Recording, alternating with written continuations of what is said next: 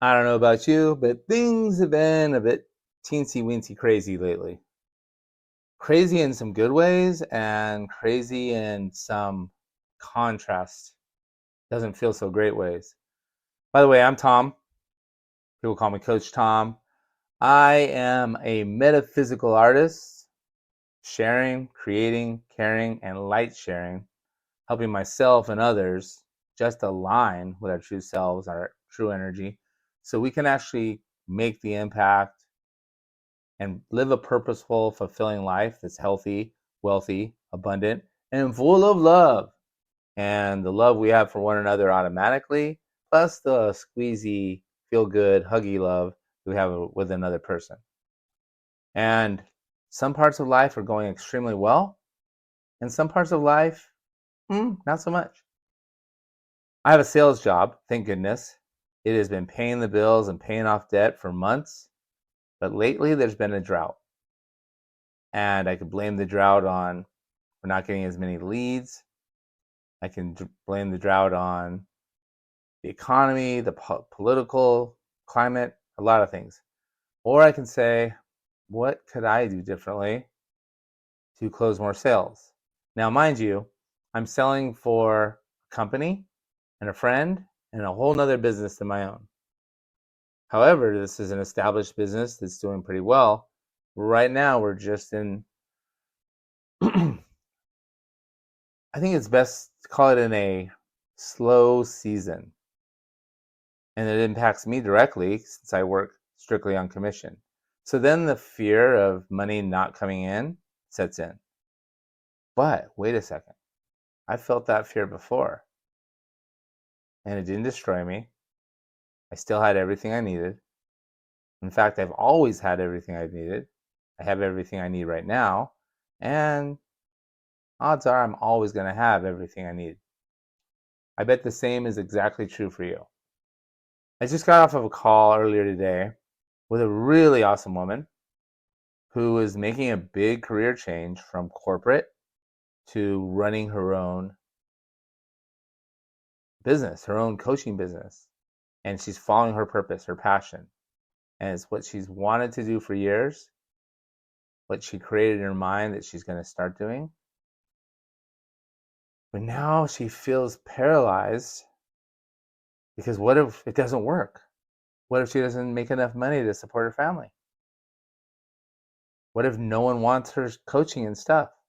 What if, what if, what if?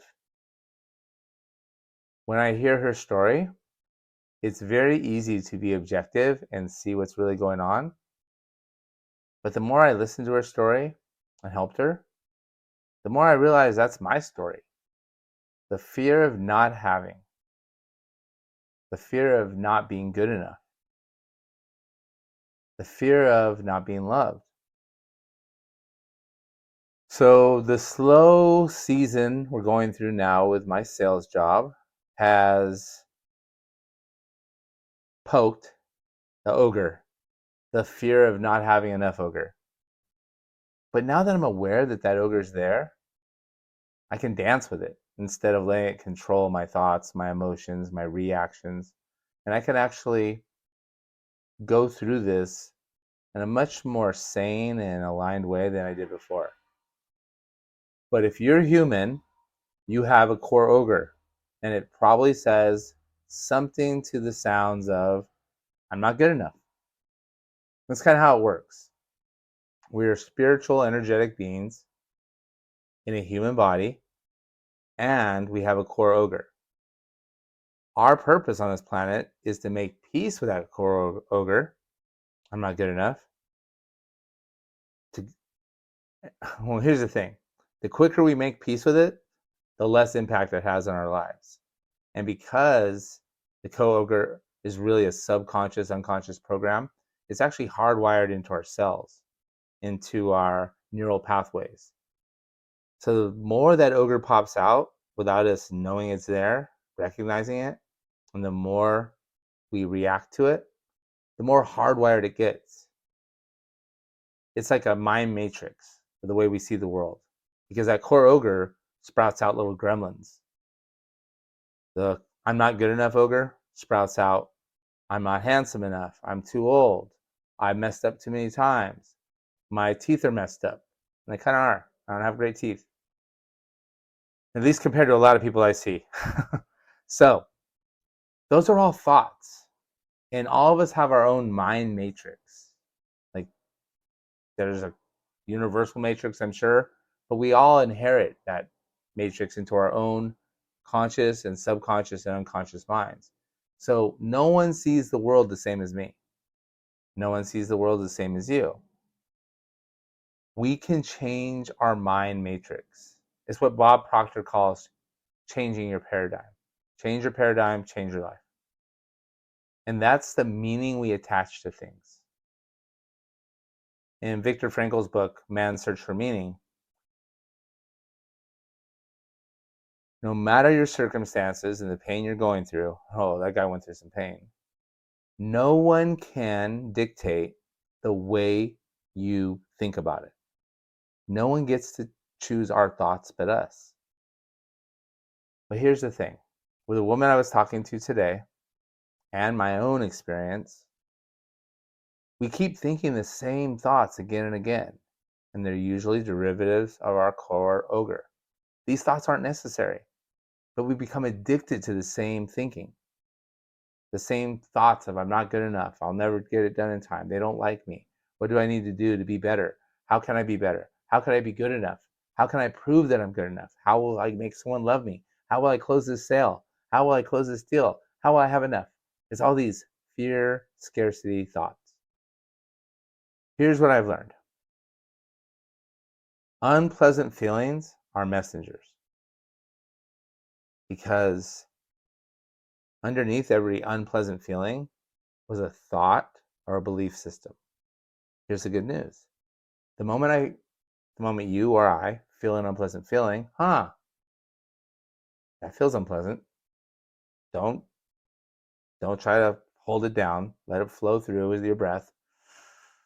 Breathe it out. And then if you can identify the thought, the belief that caused the unpleasant feeling, you're winning. Because the messenger's telling you that unpleasant feeling, there's an untrue belief underneath it. Untrue, not real. But it's part of our mind matrix. So we see our ex on Facebook, Instagram, and they're with somebody and they're having a good time. Life's so great. Right away triggers a thought and a feeling. Now the thought is, I wasn't good enough for her, but she's happy now. I feel less than. And then that's an unpleasant feeling. Here's how you reverse engineer it. Unpleasant feeling is the messenger. The thought was, I wasn't good enough for her. She's happier without me. The opposite is actually the truth. I am good enough unconditionally. Well, that feels a lot better. I am unconditionally good enough. So it's a matter of catching the unpleasant feelings, identifying the thought that caused them, and realizing by the law of polarity that the opposite is true. Unpleasant feelings are revealing our untrue beliefs. And I call them your ogres. And I'll be honest, I have this ogre that I dance with now. And it says, you're not good enough. But now I say, ogre, I know you were there to protect me at one time. Don't need you to anymore. The truth is, I am unconditionally good enough. So are you. But we have a different message from our mind matrix. So this drought I'm going through in my sales job doesn't mean I'm not good enough. There may be some improvements I need to make in my sales calls. There may be some things to do differently, some things to learn and grow from. But that just makes me better. Good, growing better.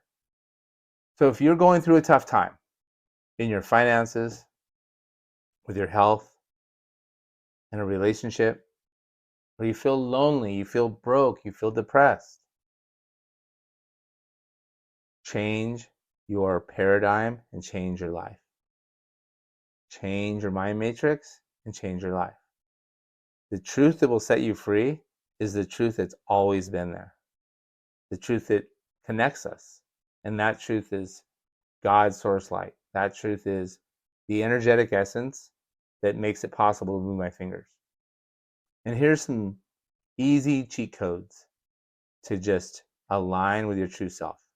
Number one, your breath. Literally 3 breaths.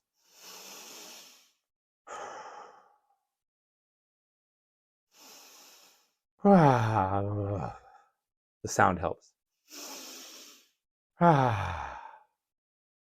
You'll feel your shoulders drop. It regulates your central nervous system, gets you out of fight or flight, and calms you. And it creates space for grace, the grace to align with your true self. Another one is the vibrations. Everything is energy. Energy vibrates. I'm not going to go into that whole spiel now, but if you've ever seen the law of attraction, it's really the law of energy vibration. Every single thing that you see or don't see is energy. God's energy. Source, light, spirit is energy. Your essence is energy. But beyond our physical energy, there is the energy of feeling, thinking, believing, intending. And when we are aware of that energy, we can shift our lives. And vibrations and sounds are energy. So hum, powerful, powerful vibration. And you don't even have to say it and feel it, but I like to. But my friend Shannon taught me this. Breathe in so, but you don't have to say it. You can say it in your mind sound system. So,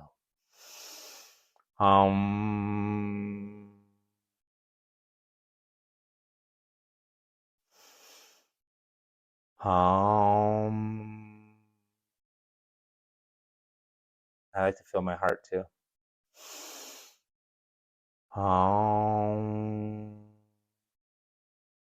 So when I'm breathing in, I'm sounding out in my mind. So, and then I'm gonna put one hand on my heart, one hand on my solar plexus.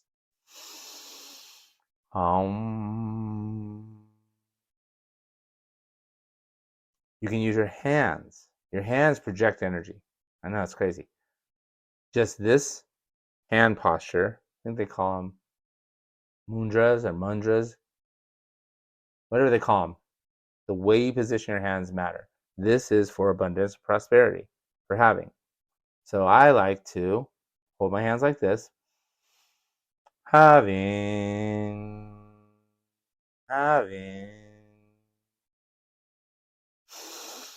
I am all.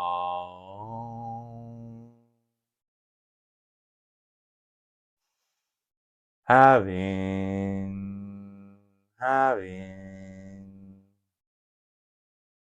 So at this moment, my energetic essence is vibrating at a higher frequency than it was 10 minutes ago. I do this many times throughout the day. Your breath and your vibration can change the frequency of your energetic essence. And trust and believe, our energetic essence is everything. It's our consciousness.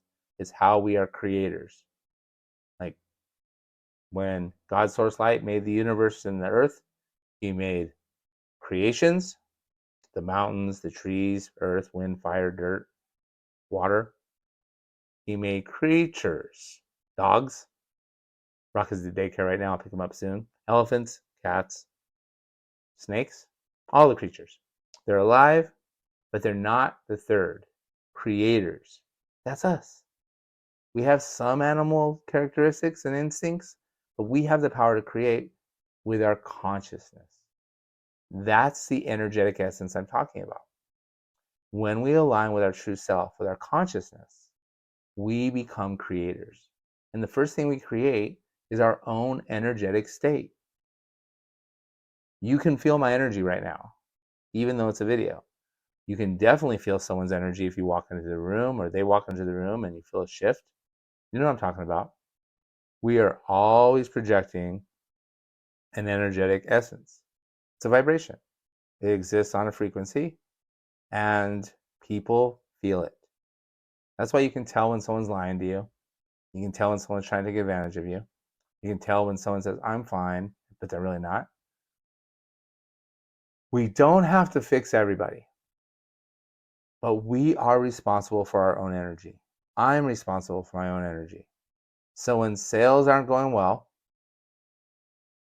or I talk to someone and they remind me of myself, or anything that triggers an unpleasant feeling, feel the feeling, but your feelings aren't necessarily your energy state.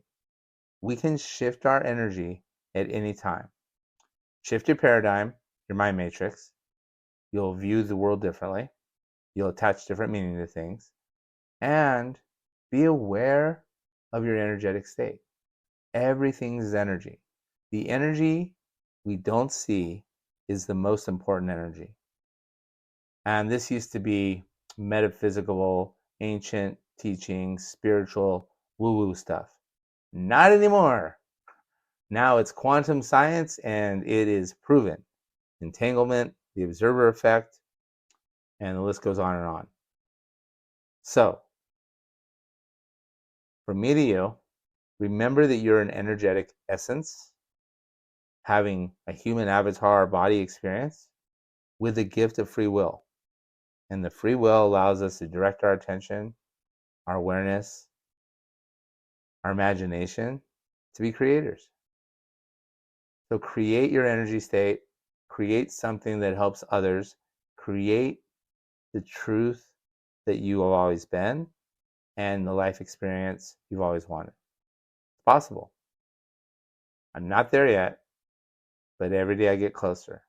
And even my worst days today are better than my best days 10 years ago.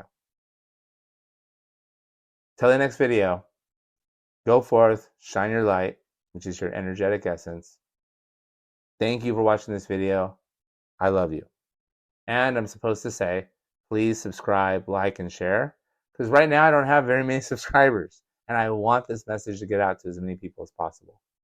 Kind of sounds like I'm a puppy dog begging you. Not the look I'm going for. Thank you. I love you.